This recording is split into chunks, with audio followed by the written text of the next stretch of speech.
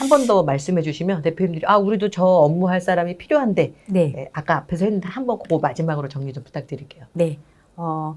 보통 우리 많은 분들이 중증 장애인들이 어떤 일을 하는지, 이 일을 할 수 있는지라고 굉장히 의아해 하시고, 거기에 대한 의문을 가지시기는 하는데, 실질적으로 저희가 알고 있는 뇌병명 장애인 분들 같은 경우는요, 인지 능력은 비장애인보다도 더 좋으신데, 실질적으로 신체의 일부분이 불편하신 분들이 많아요. 그래서 저희가 지금 채용하고 있는 장애인분들 같은 경우도 20, 30대인 경우는 뭐 4년제 대학을 졸업하신 고급 인력들도 굉장히 많거든요. 그래서 이분들이 할 수 있는 이 업무는 여러 가지가 있고요. 또 저희는 그 기업에 맞는 업무를 또 맞춤으로 해서 서비스를 해드리는 경우가 있습니다. 그래서 기업이 필요한 업무가 어떤 건지를 서로 의논해서 거기에 맞는 장애인은 능력이 되는 분들을 투입을 시키기 때문에 실제로 일을 했을 때 생산성도 굉장히 나오고요. 기업에서도 그거에 따른 만족도도 굉장히 큽니다. 그래서 주로 이분들이 하시는 일은 여러 가지 업무들 중에서도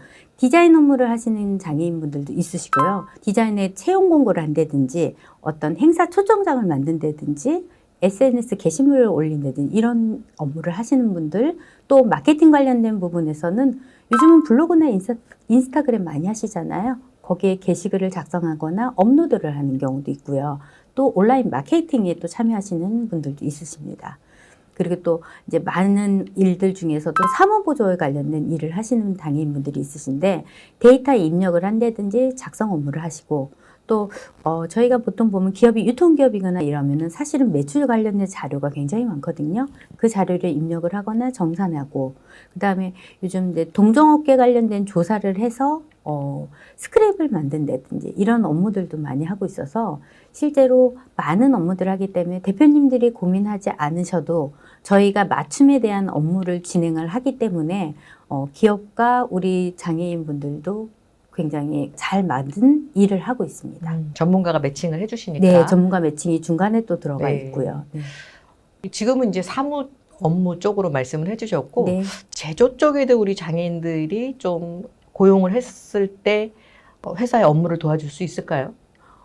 저희 시스템은 거의 이제 재택 업무 시스템으로 들어가 있다 보니까 사실은 현장 근무로 갈 수 있는 부분에서는 조금 다른 분이기는 해요. 네, 이제 그 분야도 있기는 이제 네, 있죠? 네. 있고 저희가 뭐 연결을 해드리고 충분히 필요로 한 장애인들에 대한 채용을 해드릴 수는 있습니다. 근데 이제 제가 말씀드린 사무 쪽하고는 조금 다른 분이기는 하죠. 근데 네네. 그러면 연구원님, 장애인 고용 부담금에 대해서 조금 자세하게 한번 설명을 좀 해주세요. 네, 장애인 고용 의무 제도는요, 기업이 장애인 채용률을 높이기 위해서 의무 고용률에 못 미치는 장애인 근로자를 고용한 사업자들에게 정해진 비율의 만큼 금액을 납부하게 하고 그 부담금을 내는 게 고용 부담금입니다. 장애인 고용 부담금은 매년 최저임금법에 따라 최저임금을 기준으로 기초 부담금이 산정되는데 장애인 고용률의 적은 범위에 따라서 그 금액이 조금씩 달라집니다. 그래서 2023년 기준으로 했을 때 장애인 채용을 단 한 명도 하지 않은 경우 1인당 최저급여인 201만 580원의 고용부담금이 발생되고요. 고용부담금은 최저금액이 올라감에 따라 매년 상승되고 있습니다.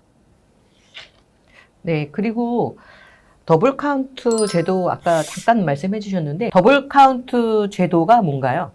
중증 장애인 한 명을 고용할 경우 경증 장애인 2명을 고용한 것으로 인정하는 제도를 말하는 거고요. 고용부담금 최대 절감을 위해서는 더블 카운트 제도가 성립되는 중증 장애인을 고용하고 의무 고용 비율을 맞춰서 채용하는 방법이 있습니다. 근데 아시겠지만 중증 장애인을 직접적으로 우리 기업에서 채용하기는 굉장히 어려움이 많거든요. 그래서 중증 장애인 같은 경우는 장애 정도도 심하지만 출퇴근에 대한 어려움도 있고요. 통근 시 산재 사고에 대한 노출도 굉장히 높습니다. 그래서 일반적인 근로자들하고도 또 직접 대면에 대한 심리적 압박감도 좀 있고요. 직접 소통 및 업무 지시에 대한 어려움도 있기 때문에 기업에서 직접 채용하시는 거는 이런 부분에서 어려움이 좀 많이 있을 거라고 생각합니다. 중증 장애인이라면 좀 어감상 네. 장애가 심한데 어떻게 일을 할까라고 좀 걱정을 하실 것 같거든요. 네. 중증 장애인이 어떤 일을 할 수 있나요? 중증장애인은 저희가 알고 있는 많은 오해들을 하고 계시는데 실질적으로 그분들이 어떤 일을 할 수 있을 거라고 생각하시는 분들이 많으세요. 근데 이분들은 뇌병변 장애인이다 보니까 인지 능력은 비장애인보다 훨씬 더 좋으신데 실질적으로 신체의 일부분이 좀 불편하시다 보니까 재택근무를 하시는 게 원활한 그런 분들이시거든요. 그래서 이분들이 하시는 일들은 여러 가지가 있고요. 그 중에서도 뭐 디자인 관련된 일이라든지 마케팅 관련된 일이라든지 그 다음에 사무보조 관련된 일 이런 것들이 있는데 디자인 같은 경우는 채용 공고 그 다음에 행사 초청장을 만들거나 SNS 게시물을 올리는 경우도 있고요. 마케팅 같은 경우는 블로그나 인스타그램에 게시물을 작성하고 업로드를 하거나 또 온라인 마케팅을 또 하는 경우도 있습니다. 사무보조 같은 경우는 데이터 입력이나 작성 업무를 하고요. 매출 자료나 이런 입력들을 정산을 많이 하고 동종업계 시장과의 스크랩도 하기 때문에 실제로 이 외에도 우리 기업들이 상황에 맞는 업무를 장애인분들과 같이 해서 잘 해내고 있습니다.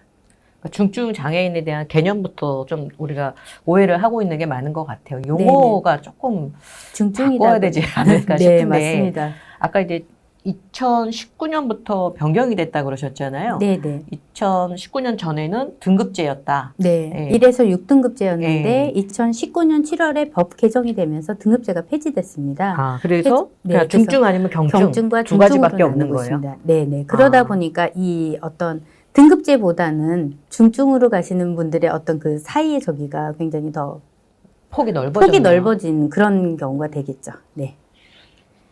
중증이 우리가 생각하는 뭐 중환자 이런 개념이 약간 그렇지는 않고요. 용어가 좀 문제인 것 같네요. 신체적 거동이 좀 불편하신 분들이 많다고 네. 생각하시면 돼요. 네. 중증과 경증의 기준은 뭐 따로 있겠지만 네네. 우리가 생각하는 그 중증이라는 게 네. 그렇게 심한 네, 충분히 우리의 업무를 수행할 수 있는 분들이 굉장히 많이 있으세요. 아, 중증 중에서. 네네네. 이 중증의 기준이 그래서 저희가 사실은 신체적인 것 신체적인 장애인 분들이 많으시고요. 그다음에 저희가 이제 입사를 하게 되면 입사하기 전에 저희가 입사 서류부터 관리라든지 이런 거를 전부 다 하고는 있지만 실제적으로 입사 전에 이분들이 이 업무를 수행할 수 있는 그 어떤 능력이 되는지를 테스트하는 게 일단은 컴퓨터 활용을 할 수 있는 분이어야 되고 인지 능력이 있으셔야 되기 때문에 저희가 메신저로 그거에 대한 테스트도 다 하고 나서 이분들을 채용을 하고 있거든요. 그래서 실질적으로 이게 서로 어떤 의사소통이 되지 않으면 재택 업무라 하더라도 일을 수행할 수가 없기 때문에 저희가 그런 부분에서 검증을 하면서 일을 하기 때문에 큰 어려움은 없습니다. 재택근무가 가능한 우리 장애인들, 네. 재택근무를 한다 그러면 회사도 부담이 좀 적을 거고 어떤 장애인에 대한 시설비나 이런 부분들도 사실은 그렇죠. 좀 필요하거든요. 예를 들면 장애인 화장실이라든지 계단이라든지 엘리베이터라든지 아니면 그 사내 시설 내 환경이나 이런 부분들을 조성하기 위해서는 비용적인 부분도 사실은 갖춰야 되기 때문에 부담이 되는데 재택근무라는 것 때문에 이런 기회비용도 조금은 절감할 수 있다는 것도 굉장히 큰 이유죠. 장애인을 채용해야 돼. 재택근무가 좋아요. 좋은데 이제 관리가 제일 어렵다는 거죠. 관리라는 용어가 적합할지 모르겠지만 그 업무의 생산성을 확인할 수 있는 그런 시스템이 있어야 되는데 대부분은 이제 일반 기업들이 재택근무를 시켜놓으면 그 업무의 효율이라든지 이런 거로 측정이 좀 눈으로 안 보니까 그쵸. 어려운 것 때문에 이제 지양을 하시는 것 같은데 이제 그런 부분들을 가능하게끔 매니지먼트가 된다. 회사에서 직접 장애인들의 업무를 가르치거나 또 그 성과에 대해서도 직접적으로 하실 필요는 없고 그걸 다 저희가 관리하면서 하기 때문에 기업에서도 원하는 어떤 데이터나 자료를 충분히 수집할 수 있는 거고요. 그래서 중증 장애인들 같은 경우는 사실 그래서 본인들도 통근의 부담이 없고 비대면 직무 수행이 가능한 이런 일들에 대해서 재택근무를 더 원하고요. 그다음 업무 강도가 낮은 단시간 근무를 그래서 장애인들은 선호하고 있습니다. 그럼 일단은 이제 기업 입장에서는 우리가 이런 인력이 필요합니다. 가능할까요? 하고 한번 알아보시면 되겠네요. 그럼요. 알아보시고 충분히 저희가 거기에 관련된 업무 수행이 가능한 분들과 매칭을 시켜주는 게 저희의 일입니다. 네, 회사에 맞게 이제 디자인을, 채용 디자인을 해주시는 거다. 그래서 네. 특히 이제 100인 이상 사업장 대표님들은 70%가 페널티를 지금 네, 입고 맞습니다. 있고 고용부담금을 내고 있다고 하니까 네. 이런 대표님들은 그럼 우리 회사 업무도 할 수 있는 그런 장애인들이 있는지 네. 한번 의뢰를 해보신다면 이렇게 됐을 때 뭐 아까 저희 회원사는 이제 2억이라는 돈을 매년 냈는데 뭐 그러면은 그걸 안 내고 인건비는 또 나갈 거란 말이에요.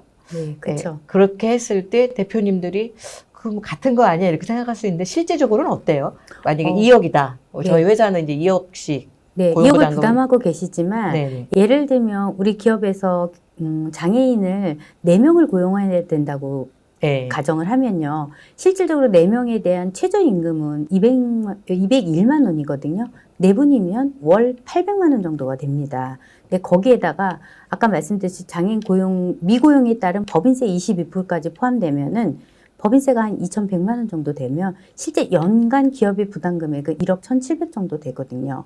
1억 1,700을 부담하는데 장애인을 고용함으로써 납부하는 고용부담금은 송금 불산입된다고 말씀을 드렸잖아요. 그래서 송금 불산입은 기업 회계에서는 비용으로 인정되지만 세법에 따른 세무회계에서는 송금으로 처리하지 않는 회계 방식이거든요. 그래서 기업 회계상 뚜렷한 손비임에도 불구하고 법인세법상 과세소득 산출에 있어서 그거를 송금에 산입하지 않고 과세소득에 포함이 되는 세법 규정입니다. 그래서 장애인 고용부담금은 법인세법 제21조 제5 법령에 따라서 의무 불이행 또는 금지, 제한 등의 위반에 대한 제재 조치로 부과되는 공과금으로 분류돼서 실제로 송금 불산입 대상이고요. 장애인 근로자 미고용 시 부담금과 함께 고용부담금에 대한 법인세도 추가 납부를 하셔야 되는 겁니다. 그래서 제가 사례로 말씀드린 하루 4시간 재택근무로 중증장애인 2명을 고용하시게 되면 더블 카운트 제도를 인정받고 의무 고용 비용 인원 4명이 충족이 되다 보니까 고용부담금은 납부하실 필요가 없는 거예요. 그래서 단시간 근로로 인해서 매월 부담하는 근무 비용 지출이 현저히 줄어들고요. 장애인 고용부담금을 납부하지 않기 때문에 그에 따른 법인세 또한 감면됩니다. 이러한 사례로 연간 기업에서는 60% 이상의 절감 효과를 받을 수 있습니다. 네, 여기 실제 이제 사례 자료를 미리 주신 게 있어서 나중에 이제 창에 저희가 올려드리겠지만 4명 기준으로 했을 때, 네, 그렇습니다. 그러니까 아무 일을 못 도와준다 하더라도 비용적인 측면만 하더라도 벌써 한 67% 정도 그럼요. 절감이 네, 된다. 네.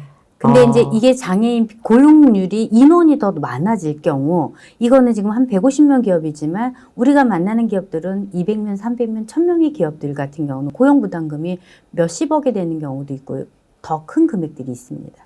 네네. 이게 제일 중요할 것 같네요. 네. 내가 그냥 가만히 있으면 네. 그냥 부담금과 법인세만 더 내는데 네. 그래도 우리 장애인을 고용하면 그분들이 당연히 일을 도와주시겠지만 네. 많이 못 도와주신다 하더라도 네. 단순히 업무 도와주시는 건 별도 보너스 네. 비용적인 측면만 하더라도 60% 이상의 네. 비용 절감이 되긴 되니까 네. 일단은 우리 일을 도와줄 수 있는 맞는 네. 장애인만 찾을 수 있다면 네. 매칭만 된다면 무조건 이익이네요. 대표님의 어떤 고민은 네. 해결이 가능하신 거죠. 네. 오늘은 집중적으로 이제 부담금을 내야만 하는 회사들 위주로 좀 네. 말씀을 드렸고, 부담금을 안 내더라도 우리 장애인을 채용함으로 해서 네. 사회적 기여 또 국가의 지원을 동시에 네. 받을 수 있는 것 같습니다. 네, 맞습니다. 저도 오늘 우리 연구원님하고 얘기하면서 느낀 거는 그냥 중증 장애인에 대한 고정관념. 네. 네, 지금은 경증, 중증 2가지밖에 없기 때문에 네. 중증 장애인 중에 상당 부분의 인력이 충분히 업무 수행이 가능한 장애인이시다라는 거. 그게 네. 핵심이네요. 네, 맞습니다. 그리고 부담금 의무인 회사는 고용하는 게 무조건 이익이다. 네, 그렇습니다. 그리고 말씀드렸지만 우리 기업의 이미지에서도 굉장히 큰 역할을 크죠. 하고 있습니다. 네. 네. 그러니까 이제 ESG 경영이 요새 중요한 이유가 네, 장기적으로 세계적인 그런 글로벌 회사들을 보니 네, 그 ESG 경영을 하는 회사더라. 그럼요. 네. 저희도 그런 경영을 따라가야 되기 때문에 그런 측면에서도 장애인 고용은 불가피한 상황입니다. 예.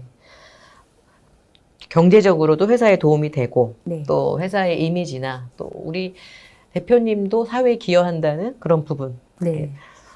여러 측면으로 장점이 아주 많은 그런 제도라서 적극적으로 좀 활용할 필요가 있다는 생각이 듭니다. 네, 맞습니다. 팀장님 다음번에는 우리 부담금을 의무가 아닌 회사를 위한 정보도 좀 함께 준비해서 장애인을 고용했을 때 받을 수 있는 혜택. 네. 네. 그 부분에 대해서는 다음 시간에 제가 좀 더 준비해서 또 찾아뵙겠습니다. 네, 네. 감사합니다. 우리 마지막으로 대표님들께 좀 드리실 말씀 있으면. 대표님들 그동안 장애인 고용에 대해서 고민들이 굉장히 많으셨을 텐데요. 기업의 ESG 경영으로 인한 사회적 책임과 장애인 직접 고용에 대한 고민, 그 다음에 중증장애인 재택근무 시스템으로 인해 장애인 고용 부담금 비용을 60% 이상 절감할 수 있는 해결안이 있습니다. 대표님들 장애인 고용에 대해서 더 이상 미루지 마세요. 자, 대표님들 인력난 때문에 늘 가장 큰 고민이다라고 하시는데 네. 오늘 이제 한 팀장님 통해서 많은 좀 생각을 달리할 수 있는 기회가 네. 됐던 것 같습니다. 네, 네. 자, 인력 때문에 채용 때문에 고민이다라고 하시면 우리 채용 디자인 전문이신 우리 한영 팀장님께 도움을 받으실 수 있으니까요. 우리 영상 하단에 상담 신청 남기기가 있습니다. 그 링크를 참조하시면 될 것 같습니다. 자, 오늘 대표님들의 새로운 정보 주셔서 너무 감사하고요. 또 우리 장애인들이 더 많이 고용돼서 또 기업도 기여하고 장애인들에게도 좀 좋은 또 도움을 주었으면 합니다. 네. 감사합니다. 네. 법인의 잉여금이 쌓일 때 가장 먼저 해야 할 일은 무엇일까요? 그것은 쌓여있는 잉여금을 안전하게 가져올 수 있는 절세 플랜입니다. 법인을 운영하다 보면 성장에만 집중하게 됩니다. 하지만 그것은 매우 위험한 일입니다. 왜냐하면 자산의 증가 속도보다 세금의 증가 속도가 훨씬 더 빠르기 때문입니다. 하지만 회사의 성장과 동시에 절세 플랜을 세운다면 세금 걱정 없는 자산가가 될 수 있습니다. 이것이 진짜 부자들이 자산을 지키는 핵심 노하우입니다. 진짜 부자들의 절세 노하우가 궁금하시다면 영상 하단의 설명문을 클릭해 주세요.